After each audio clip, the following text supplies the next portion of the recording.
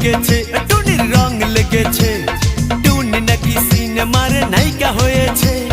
সেই ছবিতে নায়ক নাকি থাকবে সাকিব খান। ছবিটার নাম নাকি তুমি আমার জান। টুনির জ্বালায় এবার আমার যাবে রে প্রাণ। রং লেগেছে, মনে রং লেগেছে।